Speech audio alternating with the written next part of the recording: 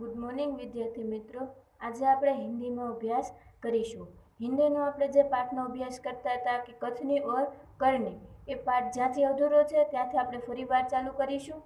તો આપણે આગળ પાઠમાં જોયું હતું કે એક ફૂલ માળી વાવે છે બગીચામાં, પછી ત્યાં બોર્ડ લગાડી દે છે કે ફૂલ તોડના મના હે, અને પોતે જ ફૂલ તોડે છે। એટલે પોતે કંઈ કહે છે બીજું અને કરે છે બીજું। એક એ મુદ્દો જોયો હતો। એક ધૂમ્રપાન વાળો જોયો હતો કે કંડક્ટર મુસાફર કરતા વ્યક્તિઓને ધૂમ્રપાન કરવા નથી દેતા અને પોતે ધૂમ્રપાન કરે છે, એક એ જોયું હતું। પછી બીજું જોયું હતું આપણે દુકાનદાર વાળું કે એની દુકાને જે વ્યક્તિ ખરીદી કરવા આવે છે એને સ્કૂટર એની દુકાનની સામે ઊભું નથી રાખવા દેતા, એમ કહે છે કે બીચ રસ્તેમાં એટલે કે રસ્તાની વચ્ચે સ્કૂટર ઊભું રાખવું એ ખરાબ વાત છે, પણ પોતાનો જ છોકરો આવી અને સ્કૂટર ઊભું રાખે છે તો એને રાખવા દે છે। આ ત્રણ મુદ્દા જોયા હતા। હજી આપણે આગળ મુદ્દા જોઈએ कि कुछ लोग ऐसे भी होते हैं जो आदर्श की बातें करते हैं लेकिन जब उन्हें अपना पड़े तो वे आदर्श भूल जाते हैं।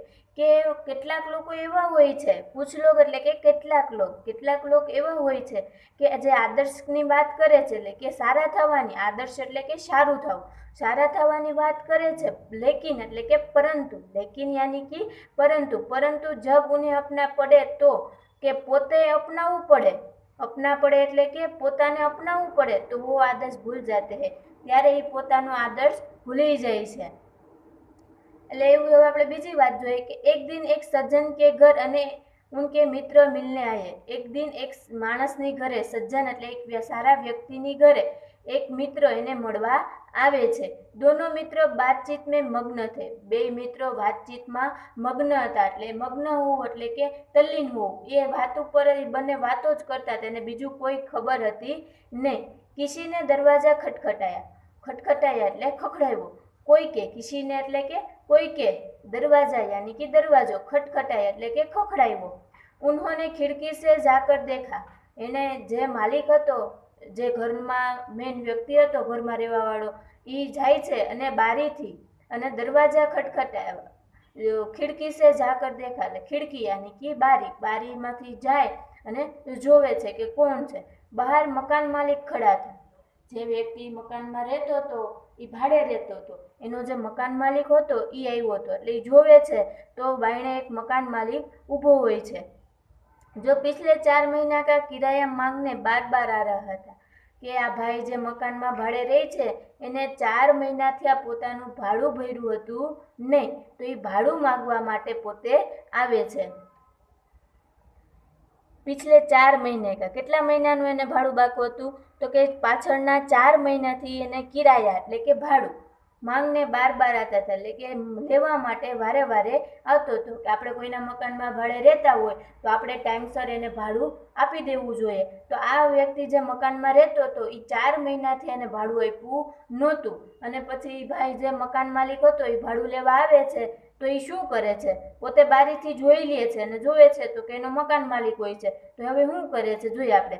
ઉन्होंने अपने बच्चे को समझाकर બહાર ભેજા, એને છોકરો હતો નાનો, એને સમજાવી અને એને બહાર મોકલો, ભેજા યાની કે મોકલો, એને શું કહેવા માટે એને છોકરાને મોકલે છે તો કે જબ બચ્ચા બહાર ગયા તો મકાન માલિકને ઉસે કહા, છોકરો બારે જાય છે દરવાજો ખોલીને, એના પિતાશ્રી કહે છે કે તું બારે જા અને મકાન માલિકને જવાબ આપજે।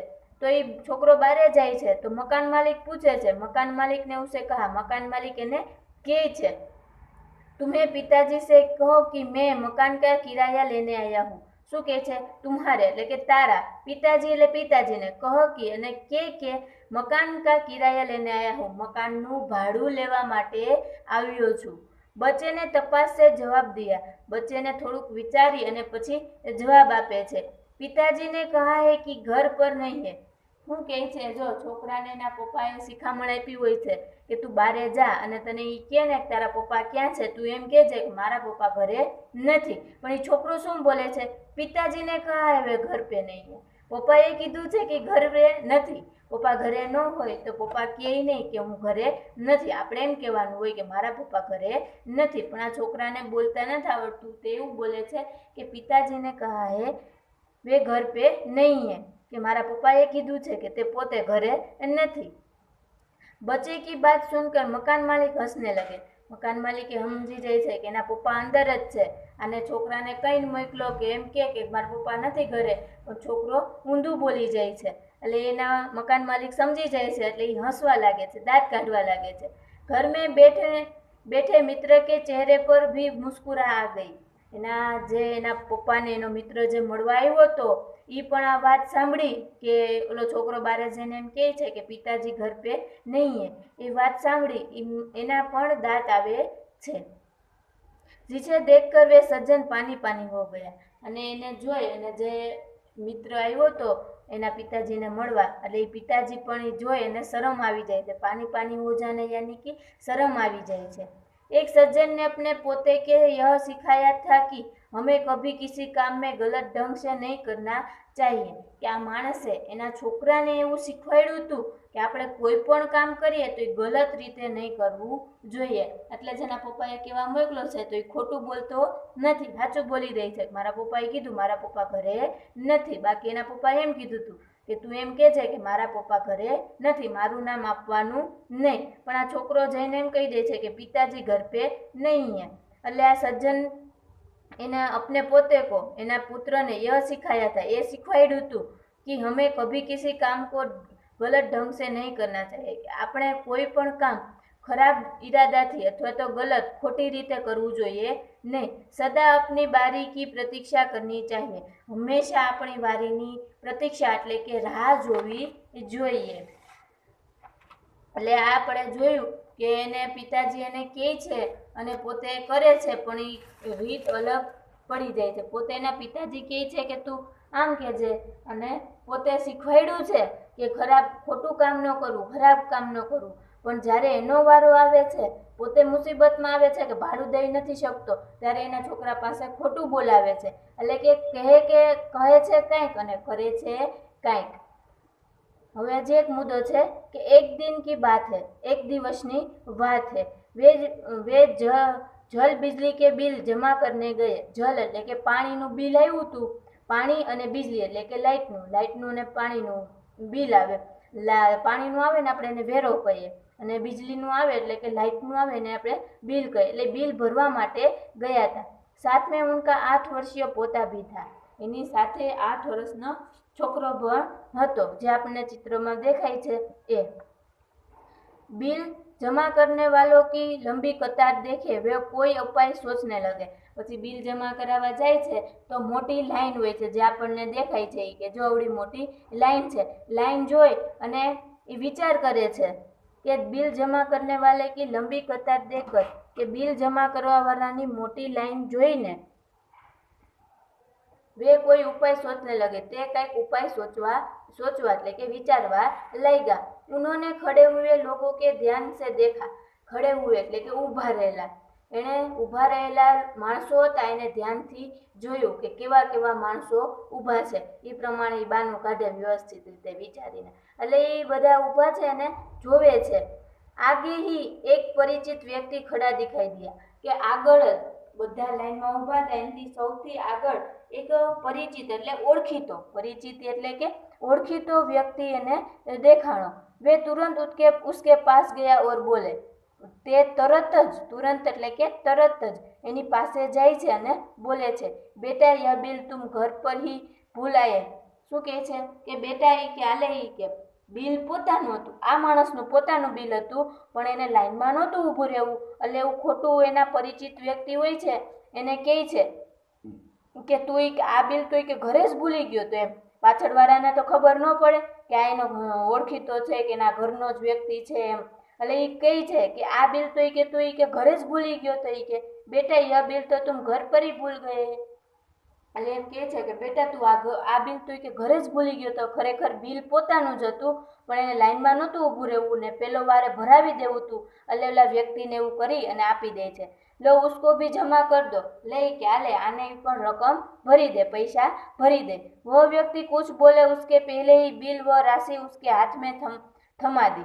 ઓલો માણસ હજી જો કઈ બોલે કે હું તો ભાઈ મારું બિલ ભરવા આવ્યો છું, ના તો તમારું છે એવું કઈ બોલે એ પહેલા જ બિલ અને રાશિ યાની કે પૈસા પૈસા એના હાથમાં થામ દી એટલે કે આપી દીધા, થામ દિયા એટલે કે આપી દેવા, અને રાશિ એટલે કે પૈસા, કે ઓલો વ્યક્તિ હજી કંઈ બોલે એ પહેલાં જ પૈસા અને બિલ એ વ્યક્તિના હાથમાં આપી દે છે।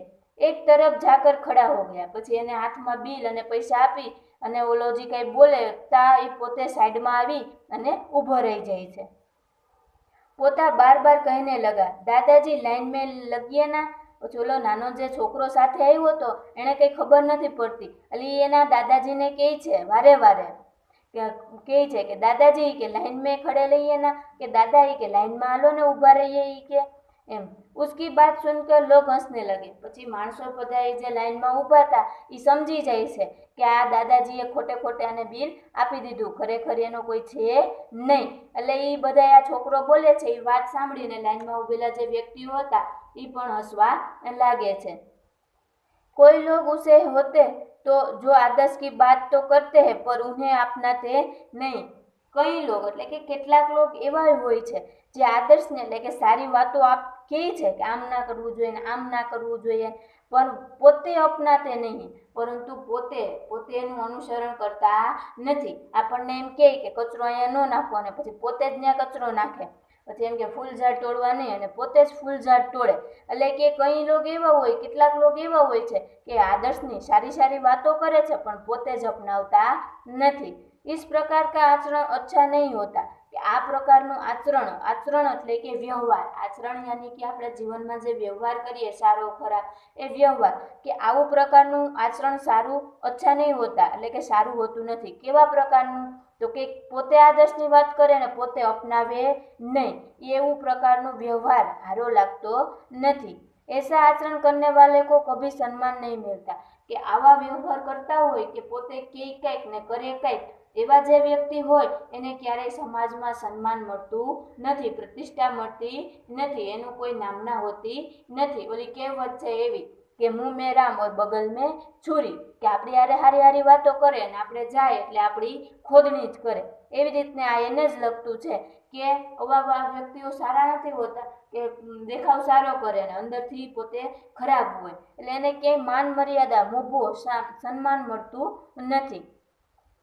वे हंसी के पात्र बनते हैं, એટલે કે હસીનું પાત્ર કે એને બધા હસે છે। આપણે જોયું કે આ દાદાજી લાઈનમાં નથી ઊભા રહેતા ને એનો છોકરો બોલે છે તો લાઈનમાં ઊભેલા બધા વ્યક્તિઓ એને હસે છે। એક પછી આગળ જોયું કે ઘરે મહેમાન આવ્યા હતા અને ખોટું બાનું કાઢીને એના છોકરાને મોકલે છે અને એનો છોકરો સાચું બોલી જાય છે, ત્યારે એ વ્યક્તિ જે આવવાવાળું હોય છે એ આપણી કદર લઈ જાય છે અને આપણે હસીને પાત્ર બનીએ છીએ। इसीलिए हमें कथनी और करनी में सदैव समानता रखनी चाहिए।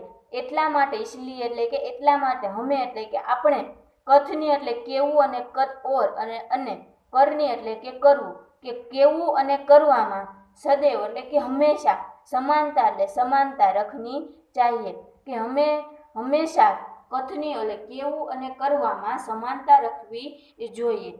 हो कथनी करनी एक समान, जग में मिलता सबको समान, કે કથની અને કરની એક સમાન હોય તો આપણને જગતમાં દુનિયામાં આપણને સન્માન મળે છે।